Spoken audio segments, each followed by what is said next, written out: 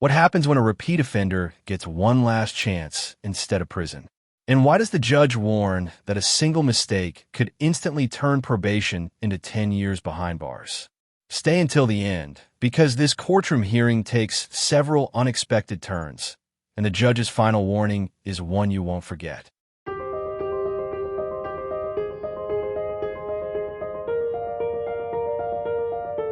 But you don't get to keep doing it and then get rewarded for continued bad behavior, right? You don't go to prison for something typically and then get a better deal the next time you do the same thing. You see how that doesn't make sense to me and to most people? And Your Honor, brief argument. We are asking the court to follow the agreement. Mr. Diggs does have a lifestyle and a plan, work and paying child support, a life now that does not seem like anything that the court is reviewing now.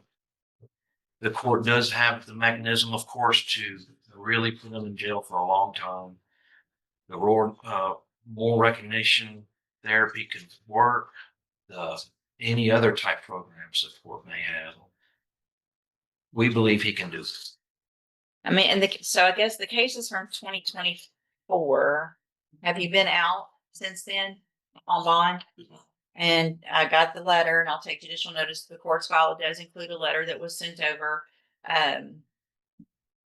by your attorney from Mr. Peterson, who I used to work with and trust and value his opinion greatly. And he sent a very supportive letter about you working in that office building, and that everyone valued you there. So obviously, maybe you finally figured it out, because the criminal history doesn't look like it. But you're older now. A lot of this was when you were younger. But you got to realize that it doesn't matter if you get scared. It doesn't matter what you're doing. If a cop says they want to talk to you for any reason, you would have been talked to them and not been here in felony court if you hadn't ran, So being scared isn't an excuse anymore, because if something happens, if I go follow this probation, and something happens while you're on this probation, you're looking at the 10-year sentence that you already agreed to. No negotiations, 10 years in prison. Do you understand?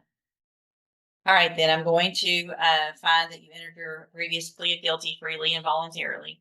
Find sufficient evidence to find you guilty, and at this time find you guilty of evading arrest or detention with previous convictions. Also find the prior offenses convictions true, that you pled true to.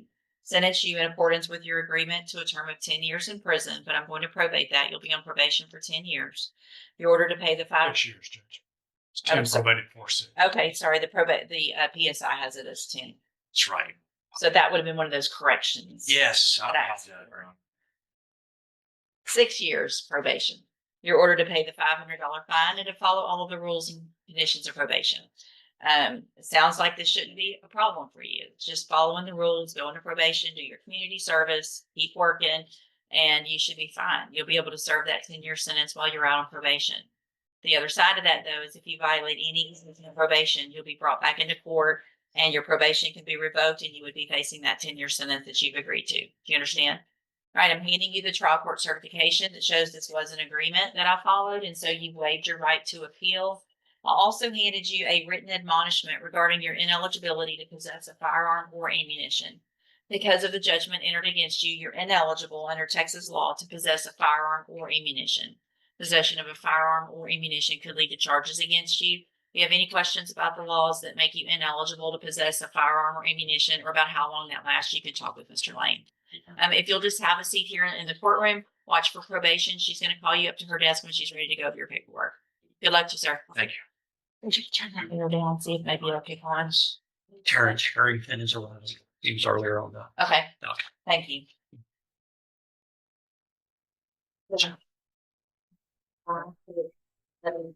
I know, I just feel like it's getting stickier and fire.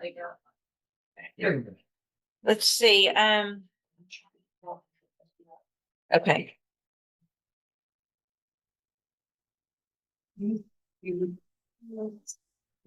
I'm kidding there. I already called it and he asked me to wait. Deanna Paul, Mr. Samuel. I have some, so. You know, I just basically what the prosecutor. Hold on, let's get everybody. Okay. Thanks. I said thanks. Oh. Good morning. Good morning. Are you Deanna Paul? Yes, ma'am. And this is 25 DCCR 1792. Ms. Paul's charged with stalking. And what is the announcement? Your Honor, I've spoken with the prosecutor. We reached an agreement. We'd like to reset and come back and take care of that. So it will be up for a plea. I can put it on the plea docket. Yes. So Ms. Paul, I'm going to reset your case to the plea docket and we'll get your plea taken care of on that next court date. Stay in touch with Mr. Samuel. He'll let you know when you need to be back. You're free to go. Thank you. And is Mr. Rojas, you've got Terrence Purrington. I understand he's Okay, Gee, we're down the hall. all right. I'll recall that bond forfeiture. All right, sir. You're Terrence Purrington? Yeah. And so, Mr. Purrington, you've been here before and in this court because you entered a plea, so you should have known where you're going, right? Yes. Okay. All right. Mr. Purrington was previously in court and cause number 25 DCCR 1114, entered a plea of guilty to evading arrest or detention with the use of a vehicle. I've received the pre-sentence report. Have you both had an opportunity to review that report? We have your own history. Any additions or corrections? Not on defense. No. All right, sir, I'm going to find that you entered your plea of guilty freely and voluntarily. Find sufficient evidence to find you guilty. However, I'm going to follow the agreement that you made with the district attorney and defer all proceedings and place you on probation for 5 years. You're ordered to pay the $1,000 fine and to follow all of the rules and conditions of probation. If you do that, this is an excellent opportunity because you do not have a felony conviction on your record. And if you successfully complete the probation, then at the end, the case will actually be dismissed. You will never have a felony conviction. The other side of that, though, is if you violate any condition of probation, you can be brought back into court, found guilty of the offense, and sent to prison for up to 10 years. Do you understand? So it's my understanding that you have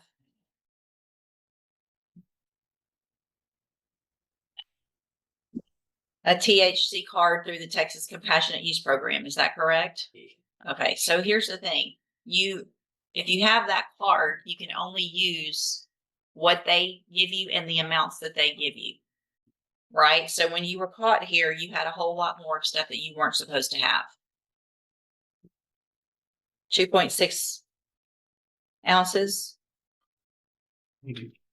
That's not good. They didn't charge you with it, but they found some. Inventory of the vehicle revealed a black backpack in the front seat containing 2 clear plastic bags of suspected marijuana totaling 2.605 ounces. That's not compassionate care stuff, is it? It is. That's how they give it to you in little plastic baggies. No, this, you see. She's asking for something. I'm asking you. Is that her? What? Here's the thing. I'm sorry. Isn't that? That's the bad. Is that how they give it to you? No, Okay. you just put it in Why would you do that? for the smell. For the smell? This To block the smell? right.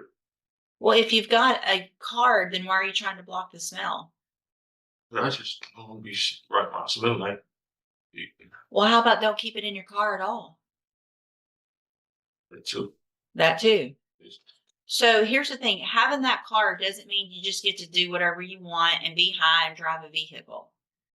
You shouldn't have it in your vehicle. You should use it for the purposes and the amounts and the times that they prescribe you to use it. If you're not doing that, then it's going to be a violation of your probation. So part of your probation order is that you cannot have it in a car ever. It is to be at your house, probably needs to be locked up depending on who else you live with, and it is to be used how it's supposed to be used.